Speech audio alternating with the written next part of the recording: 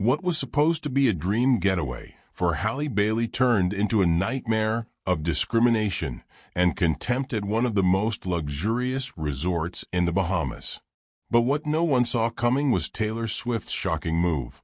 With a single action, she unleashed a media earthquake that brought the resort to its knees. The details will leave you breathless. Subscribe and tell us where you're watching us from. The sun reflected on the turquoise waters of the Bahamas as the convoy of luxury SUVs stopped at the main entrance of Atlantis Paradise Island. The resort's mirrored windows offered a glimpse of the opulence inside: polished marble columns, twinkling crystal chandeliers, and a lobby that evoked a dreamlike aquatic kingdom. Halle Bailey stepped out of the vehicle with the grace of someone who, despite exhaustion, maintained her composure. Her light dress billowed in the breeze as she adjusted her sunglasses and gave a faint smile while heading toward the reception. Behind her, her team followed in silence, carrying suitcases and equipment while discreetly exchanging comments about their plans for rest. As they approached the reception, the formal voice of the employee at the counter announced, "Welcome to Atlantis Paradise Island. How may I assist you?" Halle, with a measured smile, responded, "Thank you. We've just arrived from the charity event in the city." "My name is Halle Bailey." The receptionist nodded and, without a warm tone, signaled for her to step forward to proceed with check-in. The hotel staff barely concealed their surprise. A couple of exchanged glances and a brief smile marked the beginning of a reception that was less welcoming than expected.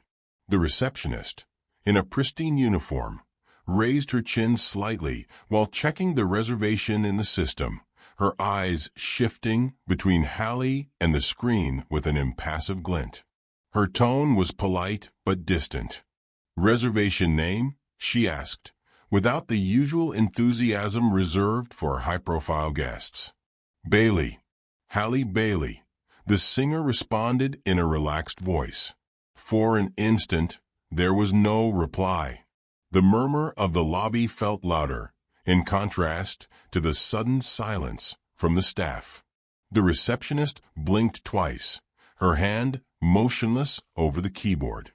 Beside her, one of Halle's assistants shifted uncomfortably as the receptionist took longer than necessary to check the reservation, as if searching for an excuse for something. Another employee, a middle-aged man with the resort's logo embroidered on his lapel, approached the counter. His expression was unreadable, but a flicker of disinterest shone in his eyes. He did not offer the slightest courtesy, no questions about her trip, nor the usual exuberance with which celebrities were typically welcomed. "Here is your key. Your room is in the East Wing," the receptionist finally informed, sliding the key card across the counter without even making eye contact. The employee standing by the counter intervened in a low voice, "Ms. Bailey, please follow me to your room area." The brevity and curt tone of the response contrasted with the expected cordiality, and Halle, sensing the discomfort, replied firmly, "I would appreciate a detailed explanation regarding the assigned accommodation." However, the response was as brief as the staff's demeanor, making it clear that these interactions went beyond mere protocol. Behind Halle, her team observed as, just a few meters away, another guest was receiving entirely different treatment. A receptionist laughed enthusiastically while offering him a welcome cocktail. No one in Halle's team said anything, but the comparison spoke for itself. The atmosphere grew increasingly tense with each exchange, and although the check-in process continued, the micro-expressions and gestures of the employees revealed a distant and deliberate attitude. As Halle signed the documents, the receptionist slightly lowered her voice, her lips barely moving. "It's always the same," could be faintly heard in a whisper. One of Halle's assistants, holding a phone in his hand, exchanged a quick glance with another team member. His fingers discreetly pressed the screen to start recording. The tension in the resort's lobby became palpable when Halle Bailey discovered, upon reviewing her reservation details, that the assigned room was far inferior to what had been promised. With firm steps and a face marked by disappointment, Halle caught her team's attention as she headed back to the reception desk. Upon arrival, Halle stood in front of the receptionist and, in a calm yet determined voice, said, "I believe there has been a mistake. My reservation is for a room with an ocean view. Could you explain why I have been given this option?" The receptionist took a second to respond. She looked to both sides, as if making sure no one was listening, and then murmured with disdain, "Perhaps this hotel is not for you." The response was so brief and curt that an uncomfortable silence filled the air. At that very moment, a light-skinned man, impeccably dressed, approached the counter to check in. The receptionist, in a friendly tone, said, "Welcome, sir. Allow me to help you find the room you reserved." The treatment was noticeably different. The man received quick responses and personalized attention. The disparity in service was evident to everyone present, intensifying the sense of injustice that already weighed on Halle. A woman in the line, frowning, whispered loudly, "Did you see that? That can't be a coincidence." Another guest, pretending to look at his phone, was discreetly recording. One of her companions whispered, "Let's talk to the manager." Halle, maintaining her composure, insisted that the reservation be honored. Meanwhile, another staff member discreetly approached and suggested contacting the manager through the intercom. The contrast between the preferential treatment given to the newly arrived guest and the cold response to Halle's complaint became even more apparent. Those present watched attentively, and some glanced furtively at the receptionist, while he avoided any direct eye contact with Halle. The employee's repeated and obstinate responses made it clear that, despite the pleas and the documentation that her team had already begun recording, the unequal treatment was intentional. The tension intensified in the resort's main hallway. While some employees moved quickly between service areas, one of them, responsible for checking the common areas, passed near Halle and her team. In a low voice, and without looking at the star, he murmured almost to himself, "I don't think she understands anyway." The comment faded into the air, but the tone of his voice said it all. One of Halle's companions, alert to every detail, observed the exchange with growing unease. Quickly and discreetly, he pulled out his phone and began recording the conversation, capturing the employee's murmur and the cold tone of his words. The phone recorded everything: the indifference, the evasive glance of the worker, and an almost imperceptible glimmer in his smile. Just a second, just a gesture, but enough to make Halle's stomach tighten. Shortly after, Halle approached the service counter to request a basic amenity, a bottle of water, and an additional set of towels for her room. In a firm and clear voice, she expressed her request to an employee in charge of the designated area. However, instead of receiving the expected attention, the response was abrupt and devoid of courtesy. "That's not possible right now," he said without looking at her. But before leaving, he took the bottle of water that was on the counter and slid it to the side, as if ensuring that Halle knew that, although he could give it to her, he simply didn't want to. The treatment was not only inadequate, but reinforced the feeling that her needs had been deliberately disregarded. The exchange created an atmosphere of growing tension in the lobby. Some guests in the area exchanged bewildered glances, while others murmured among themselves, aware of the injustice. The dismissive response and the refusal to fulfill a basic request did not go unnoticed. Every gesture, and every silence in the room added another layer of discomfort. Halle's team, keeping the recording active, moved with a vigilant posture, knowing that every second contributed to documenting the reality of the treatment she was receiving. As the situation unfolded, the camera continued capturing the details, the indifferent tone in the employee's voice, the evasive glances of some colleagues, and the evident frustration on Halle's face. The scene, charged with tension and marked by discrimination, left in the air the uncertainty of what was yet to come. The tension in the lobby of Atlantis Paradise Island intensified with the sudden appearance of the manager. His cold gaze imposed silence. As he approached, his tone was authoritative and distant, addressing the staff with carefully measured words that made it clear that their actions, no matter how controversial they seemed, were justified according to the hotel's policies. Amid the growing confrontation, the manager positioned himself next to Halle. In a dry voice and without offering alternatives, he stated that all guests were treated the same and that the decisions already made had to be followed without exceptions. As his words echoed through the area, the staff nodded without question, sealing a stance that seemed more focused on protecting the internal team than on resolving the issue at hand. His response was so final that the atmosphere filled with a silence heavy with discontent and resignation. Halle narrowed her eyes, incredulous.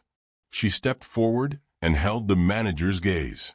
"So, if I book a luxury suite, will you also assign me a lower category room without explanation?" The manager maintained his unchanging expression. "The hotel's policies are clear. We make no exceptions. Unless it's an exception for white customers, right?" Halle replied firmly. There was a murmur among the employees. One averted his gaze. Another cleared his throat. But the manager did not waver. "If you are not satisfied with the service, you are free to leave." With the firmness of someone no longer willing to endure humiliation, Halle stood up. Without waiting for further explanations or gestures of apology, she gathered her belongings while her team watched in silence. Her gaze, both determined and hurt, turned toward the exit of the building, marking each step with resolve. The decision reflected not only her exhaustion, but also an act of personal affirmation in the face of the injustice she had experienced in every interaction. Miles away, at the exclusive Albany resort in the Bahamas, Taylor Swift was enjoying a few days of rest after her tour. Amid golden sunsets and impeccable service, nothing disturbed her peace. The night in the Bahamas was divided into two contrasting realities.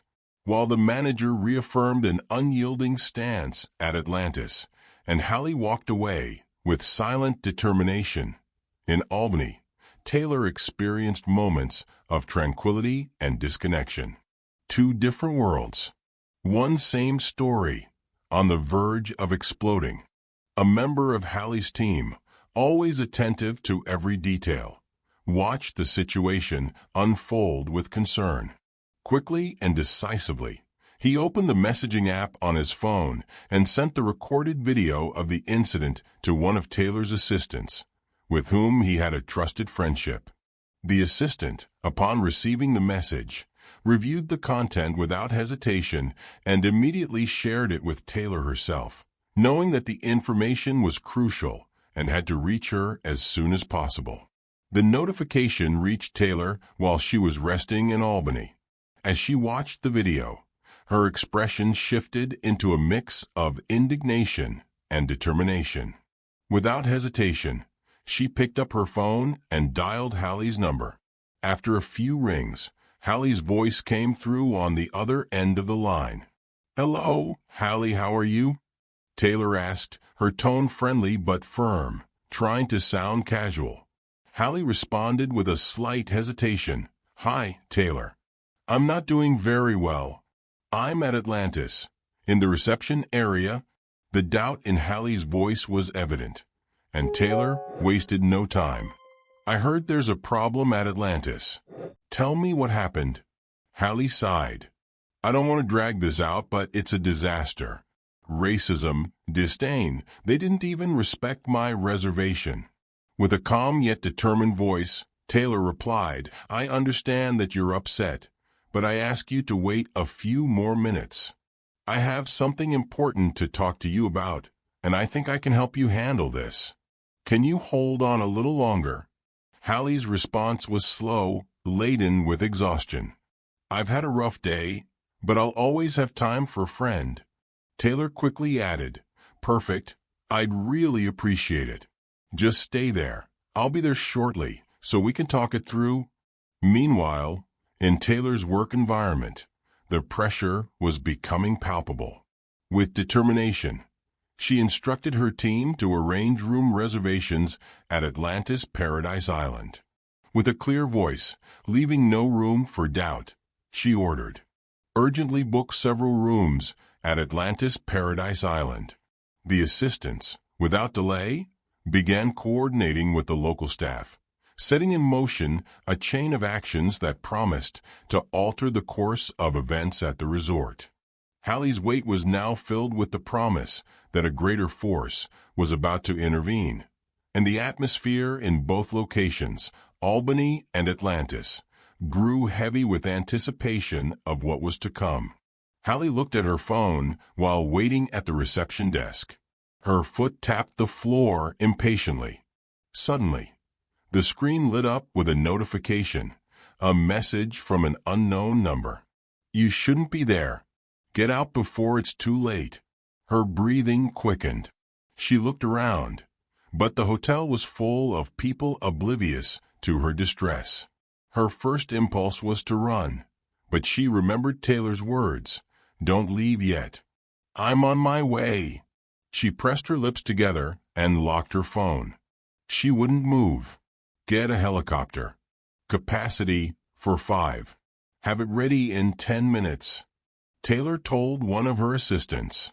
The assistant nodded without hesitation and proceeded to contact the local airport's air transfer service, marking the beginning of an urgent operation that promised to accelerate the intervention. At the helipad of the Albany Resort, Taylor stood alongside her team, composed of 4 determined collaborators. The atmosphere was charged with controlled tension as they waited for the arrival of the helicopter. The sea breeze and the murmur of conversations in the background barely managed to soften the seriousness of the situation. Each member of the group displayed firm concentration and resolute expressions, ready to board the aircraft that would take them to Atlantis immediately. The latest jewel from Airbus, an Airbus ACH-160 helicopter, was slowly approaching the helipad, standing out with its modern and precise design. Its pearl gray fuselage, impeccably finished, caught the sunlight. The blade spun rapidly with a barely perceptible hum that blended into the surroundings, giving the sensation that it floated in the air as if by magic, setting the rhythm of the transfer.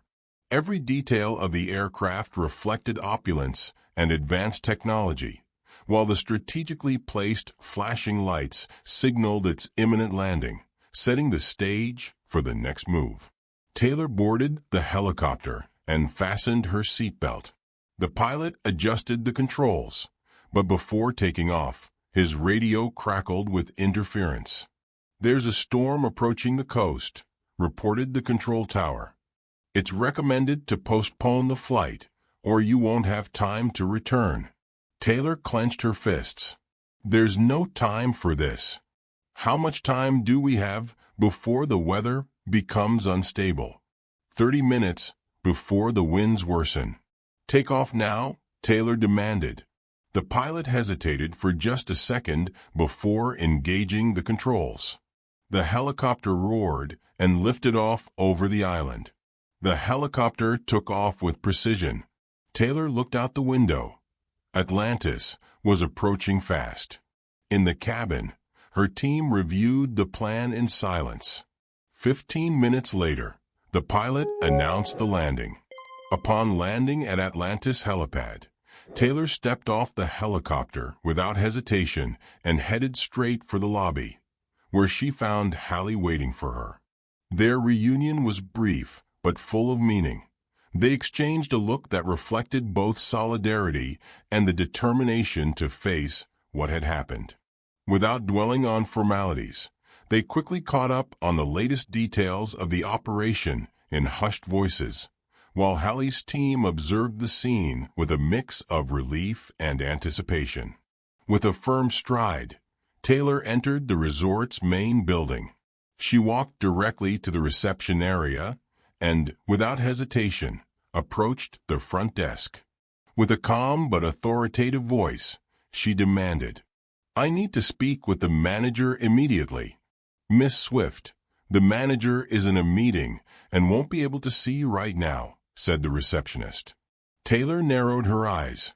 "Tell him it's urgent, or I'll go find him myself." The request echoed through the vast lobby, drawing everyone's attention. The atmosphere grew even more tense as Taylor insisted that it was essential to get an answer and resolve this situation urgently. The resort staff responded with exaggerated courtesy, perfectly rehearsed smiles, and welcoming gestures that seemed too mechanical for the gravity of the moment. The staff's attitude, combined with Taylor's determination, set the stage for a confrontation that promised to expose the true intentions behind the resort's flawless appearance. In the elegant meeting room of Atlantis Paradise Island, Taylor sat at the conference table with the hotel's event coordinator. With a measured tone and a friendly smile, she expressed her interest in organizing a private event at the establishment, highlighting her vision of an exclusive gala. Every word she spoke was carefully measured, and her gestures suggested that she had studied every corner of the place before the meeting. Taylor listened attentively to the coordinator's explanations, her expression unwavering. She seemed interested in the event details, but when she looked up, her next question changed the tone of the meeting. "Do you really treat all your guests with the same level of attention and courtesy?" The question hung in the air, and for an instant, the group of attendees fell silent as each one assessed the underlying meaning of the inquiry. It didn't take long for the manager to appear, approaching with a firm step and a controlled smile. As he joined the conversation, Taylor fixed her gaze on him, waiting for an answer that would justify the hotel's image.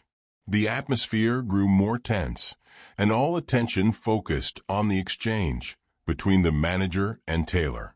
With a calm and perfectly modulated voice, the manager began to respond using phrases that were clearly rehearsed beforehand.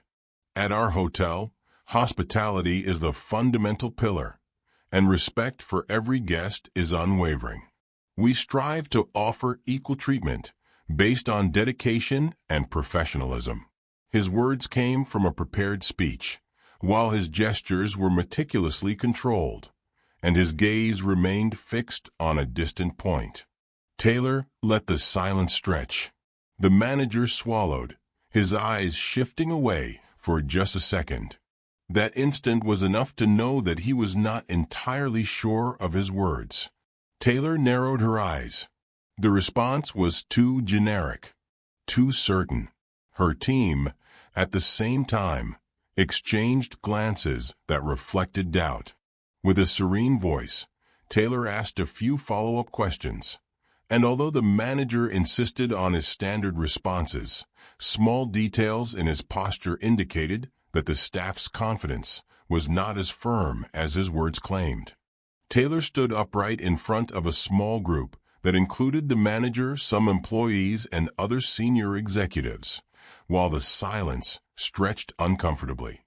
With determination, Taylor took out her phone and, without hesitation, played the video that had been discreetly recorded.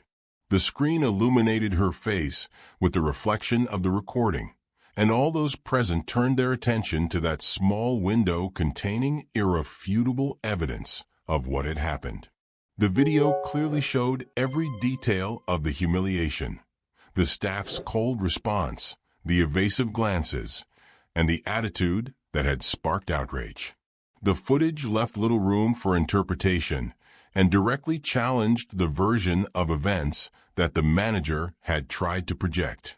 As the recording progressed, the murmurs among those present faded, allowing each second of evidence to speak for itself. As the video continued, the silence became almost absolute. The rehearsed smiles disappeared. The gazes turned nervous, and in that tense quiet, no one dared to speak. The atmosphere grew heavy with palpable tension, and the weight of the truth was felt in every breath. When the image settled on the worried face of an employee captured in the video, Taylor spoke in a calm yet firm voice.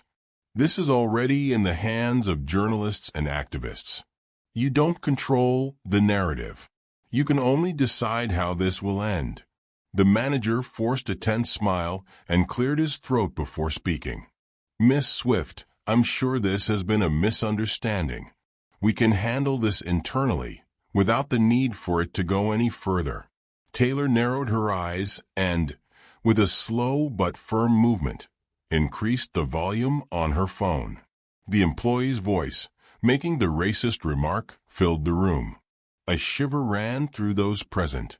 "Is this how you handle misunderstandings?" Her tone was calm but as sharp as a blade. The manager swallowed hard. No one dared to respond. Her words echoed through the room, carrying an authority that left no room for debate, making it clear that the information was already circulating beyond these walls. Taylor's statement triggered an immediate reaction. Some attendees slightly pulled back from the table, as if trying to shield themselves from the imminent media storm, while others clung to formality, unable to find words that would ease the growing unease.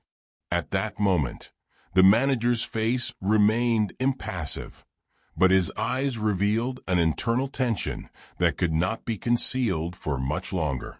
With each passing second, the certainty grew that the incident had escalated beyond the hotel's control. The evidence, the statement, and Taylor's resolute presence made it clear that the future of Atlanta's Paradise Island hung by a thread, leaving the room in a state of anticipation for what would come next. In the spacious meeting room, with the video still playing on her phone, Taylor spoke in a firm and serene voice, announcing that she was one click away from escalating the tension by uploading the content to her social media. Her words made it clear that her audience, consisting of 500 million followers, would know every detail of what had happened, creating an atmosphere thick with expectation and pressure. The room fell into a tense silence. Every gaze was fixed on Taylor as she remained calm, letting her statement resonate against the walls. The certainty in her voice forced those present to confront the magnitude of the impending scandal, leaving no doubt about the immediacy of the action about to be taken. Faced with this scenario, the resort manager stepped forward, his expression shifting from confidence to concern. With trembling hands and a faltering voice, he began to offer a forced apology, stammering out unconvincing phrases. "I'm sorry, really. This was a mistake." The hesitation in his tone failed to dispel the tension, exposing the lack of sincerity in his words. Without hesitation, Taylor replied with a clarity that cut through the air. "This won't be resolved with half-hearted words. Halle deserves a public apology, and I want it now." Her demand made it clear that there was no room for excuses or delays, marking a turning point in the confrontation. The impact of her statement was felt immediately in the room. One employee nervously twirled a pen between his fingers, not daring to speak. Another lowered his gaze, his jaw clenched. At the table, the manager swallowed hard, his breathing growing increasingly erratic. Visibly pressured, the manager tried to regain his composure, but his words became more and more improvised and nervous. The tone of his apology grew even more strained as he realized that every second of hesitation could mean an imminent media disaster. And in his eyes, the panic of watching the resort's prestige crumble was unmistakable. Finally, Taylor's determination became even more palpable. Holding her gaze firmly on the manager, she reiterated the urgency of the situation, making it clear that any delay or attempt to downplay the issue would only deepen the crisis. The silence became unbearable. The manager took a deep breath and reached for his phone. Taylor stood firm in the conference room, her eyes fixed on every face present. With a voice free of hesitation, she demanded that the employees responsible for the discriminatory treatment be fired immediately. There was no room for negotiations. Taylor did not waver.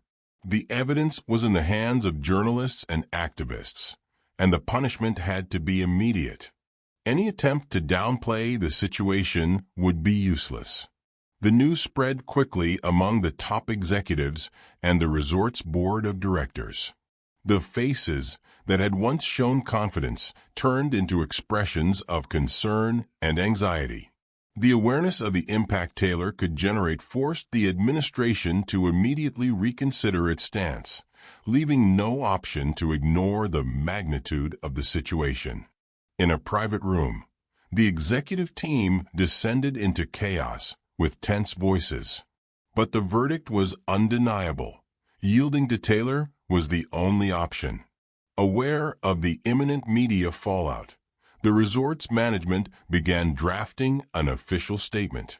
Within minutes, the resort issued a public statement officially apologizing for the staff's conduct and acknowledging the inexcusable discrimination. The statement detailed that, as an immediate measure, the employees involved would be dismissed and an internal restructuring would be implemented to ensure respectful and equitable treatment for all guests. The official declaration was disseminated through all available channels, from social media to traditional media, generating an immediate response in the media landscape. As the first reactions arrived from different parts of the world, Taylor, alongside Halle, watched with the satisfaction of knowing that their intervention had forced a change. That same night, the resort's management attempted to amend their mistake. They offered Halle a complimentary suite and impeccable service. But as she settled in, Halle couldn't help but wonder whether the apology was genuine or just a desperate attempt to control the damage. In the main lobby, an entertainment journalist staying at the same resort had turned on his phone and started a live stream.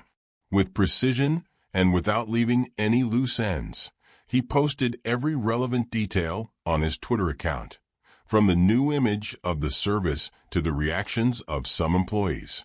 In the hallway, a resort employee held her radio with a trembling hand. "Sir, we have a problem." On the other end of the line, the manager responded impatiently. "What is it now?" The journalist, "He's live, and he's mentioning the company by name." There was a heavy silence, followed by the sound of a chair scraping violently. "Stop him," ordered the manager, but it was already too late. At the reception desk, several guests were watching the live stream on their phones, their eyes wide open. His messages, clear and direct, began accumulating retweets and comments within minutes, reflecting the audience's immediate interest. The speed at which the news spread was overwhelming. Within minutes, his report exploded on social media. The hashtag Taylor Swift exposes racism dominated Twitter, and the outrage grew like a wildfire out of control.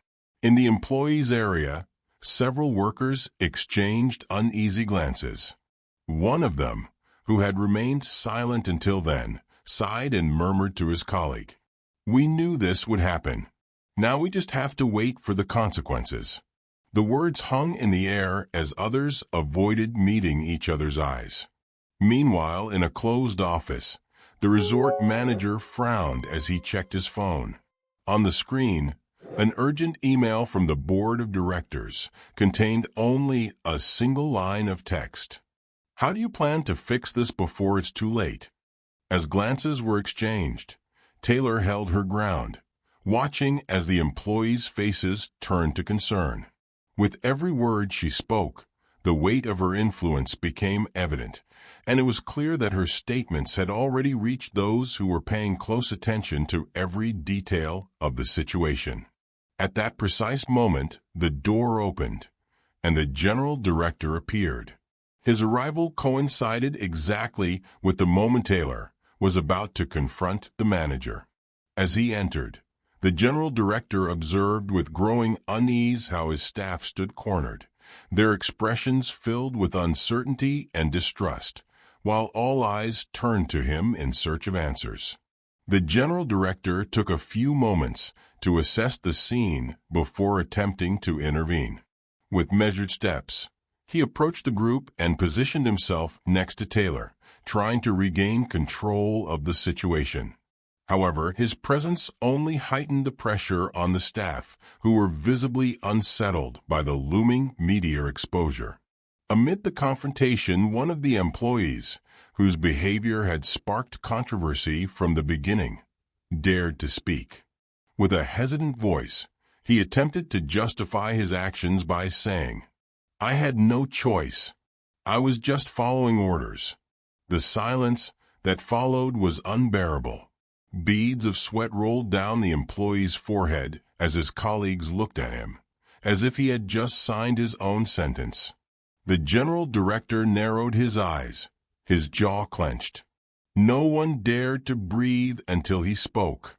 Leaving no room for further excuses, the director made it clear that the chain of command was not a shield for unacceptable behavior, and that Taylor's intervention had proven that no justification would be tolerated.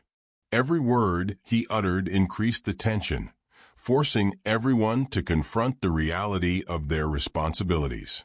The faces in the room reflected a mix of fear and resignation, and Taylor's gaze, relentless and determined, promised that accountability would come without further delay. In the lobby of Atlantis Paradise Island, a group of guests recognized on social media gathered spontaneously. Among them were several influencers and celebrities who, noticing the tense atmosphere, began taking out their phones and cameras. With serious expressions, they set out to record every moment, capturing everything from the staff's nervous gestures to the hushed conversations unfolding among the attendees. The scene quickly transformed into a hotbed of digital activity. Videos were uploaded to multiple platforms in real time, and influencers narrated with precision what they were witnessing.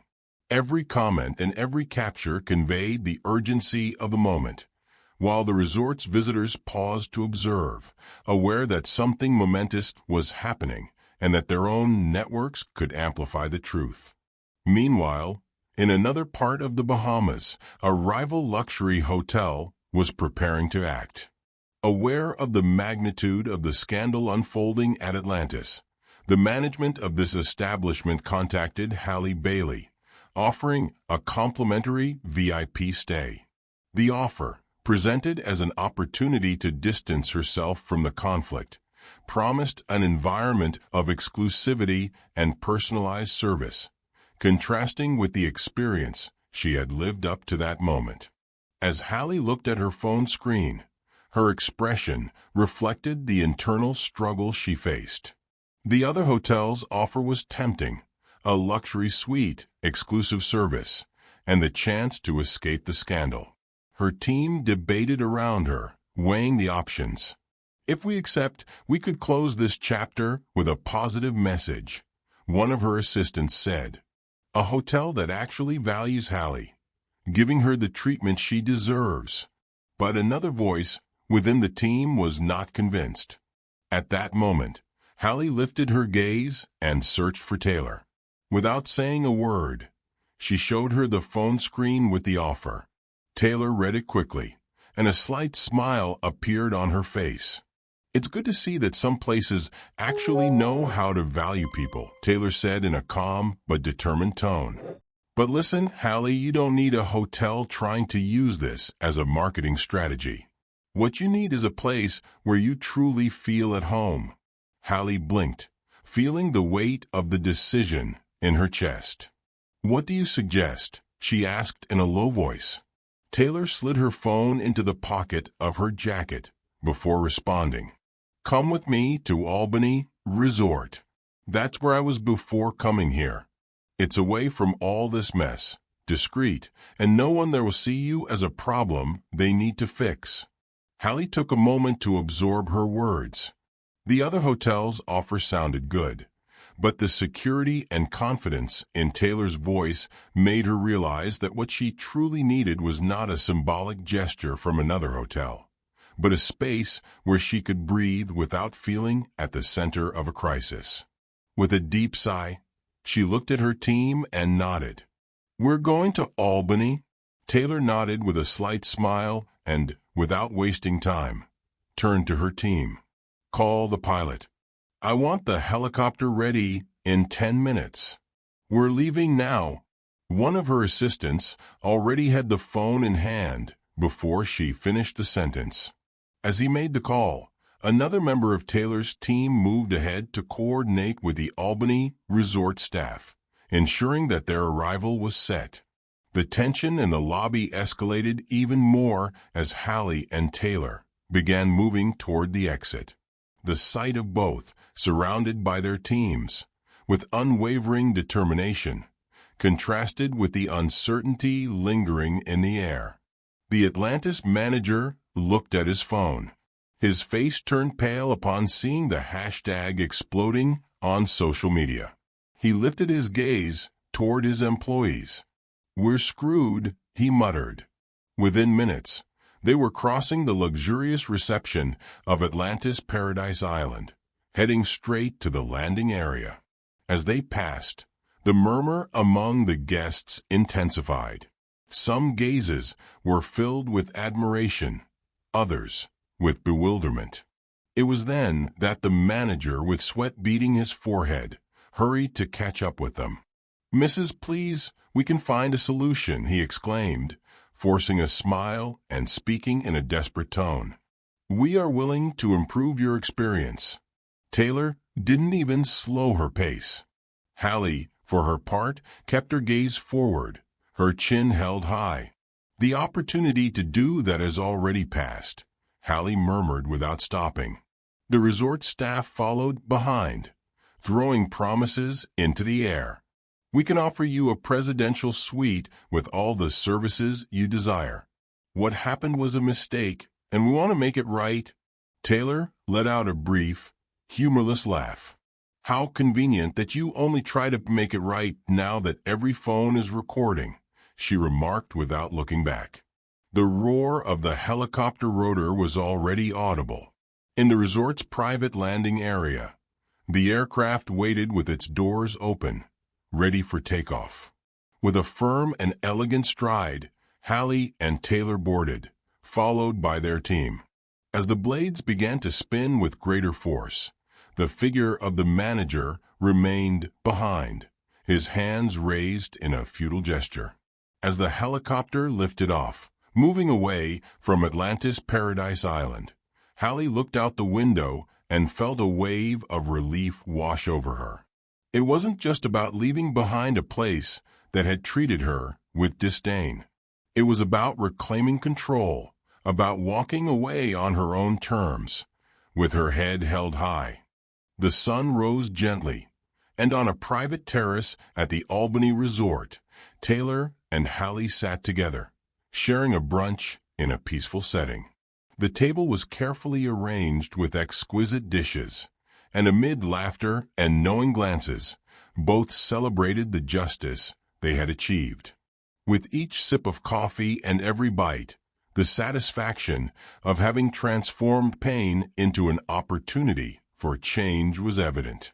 Taylor took a sip of coffee and looked at Halle with a smile that carried something more than just satisfaction. It was relief. It was pride. Halle, for her part, played with the rim of her cup, as if she were still processing the magnitude of what had happened. "When I arrived at that hotel," Halle said, pausing, "I never imagined I would end up here sitting with you, watching the world take my side." "It did because your voice mattered," Taylor replied. "And because it's time for no one to ever have to endure this again." Halle exhaled with a mix of gratitude and astonishment. Maybe her story had been just a spark, but the fire could no longer be put out. Social media had done its job. Hashtag Taylor Swift exposes racism was still trending, while cancellations at Atlantis poured in by the hundreds. A journalist posted a screenshot of the hotel's booking system, empty rooms. Another user shared an automatic email canceling their stay, accompanied by a simple yet powerful message: "Racism has no place in my vacation." In an attempt to save itself, Atlantis issued a statement. But people no longer bought hastily written apologies. The damage was done. Atlantis board was forced to call emergency meetings. The top executives, pressured by investors and analysts, engaged in heated debates over possible solutions to stop the wave of cancellations and restore the brand's image. Amid rumors of restructuring and new protocols, the hotel's future hung by a thread, as every decision seemed crucial to avoiding total collapse. While the world talked about them, Taylor and Halle shared a moment of quiet satisfaction. Taylor slid her phone across the table, showing her a message. It was from an emerging artist, someone Halle had admired in her teenage years. "Thank you for doing this.